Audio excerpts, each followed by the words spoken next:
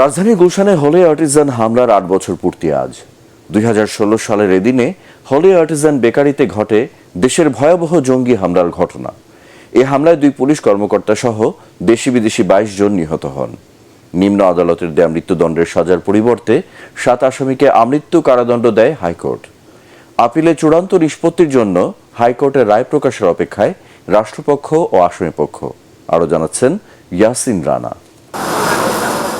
২০১৬ সালের ১ জুলাই রাত ৯:৩০টার দিকে ঢাকার অভিজাত এলাকা গুলশানের হলি আর্টিজান বেকারিতে হামলা চালায় জঙ্গিরা।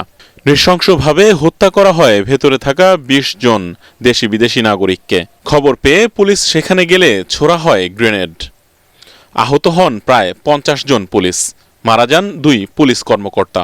পরদিন ভোরে জিম্মিদের মুক্ত করতে সশস্ত্র বাহিনীর যৌথ অভিযান অপারেশন থান্ডারবোল্টে নিহত হয় ৫ জঙ্গি। অবসান ঘটে শ্বাসরুদ্ধকর এক কলঙ্ক অধ্যায়ের। ঘটনার ২ বছর পর অভিযোগপত্র দেয় পুলিশ। পরে ২০১৯ সালের ২৭ নভেম্বর ৮ আসামির মধ্যে ৭ জনকে মৃত্যুদণ্ড ও আরেক আসামি বড় মিজানকে খালাস দেন আদালত। এদিকে গেল বছরের ৩০ অক্টোবর হলি আর্টিজান জঙ্গি হামলায় নিম্ন আদালতের মৃত্যুদণ্ডের পরিবর্তে হাইকোর্ট ৭ আসামিকে আমৃত্যু কারাদণ্ড দেন। মৃত্যুদণ্ড বহাল থাকাটাই আমি মনে করি যে এটা যথার্থ ছিল ওদের জন্য, কারণ ওদের প্রতি অনুকম্পা দেখানো কোনো কারণই নাই।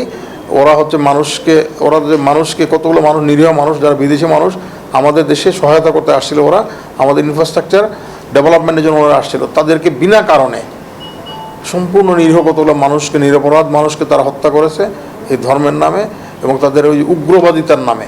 তো সেই ক্ষেত্রে তাদের তো কোনো ধরনের অনুকম্পা, এবং এরা কিন্তু যাদের কাছে এখন যাদের আদেশগুলো হলো তারা কিন্তু পিছনে ছিল, তারাই কিন্তু ওদেরকে মদত দিয়েছে, তাদের অস্ত্র দিয়েছে, পয়সা দিয়েছে, তাদের সহায়তা করেছে, সব কিছু কিন্তু ওরাই, মানে মূল পরিকল্পনার অনেক অংশে ওরা ছিল এই ঘটনার, যার ফলে ওদের প্রতি বিন্দুমাত্র অনুকম্পা দেখানো আমি মনে করি সুযোগ নাই।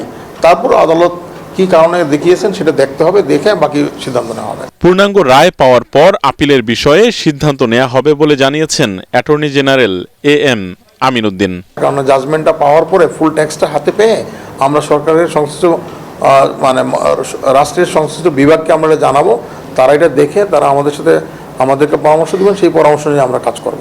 ধর্মের ভুল ব্যাখ্যা দিয়ে জঙ্গিবাদের অপপ্রচার বন্ধে জনগণকেও সজাগ হওয়ার আহ্বান জানান রাষ্ট্রের প্রধান এই আইন কর্মকর্তা।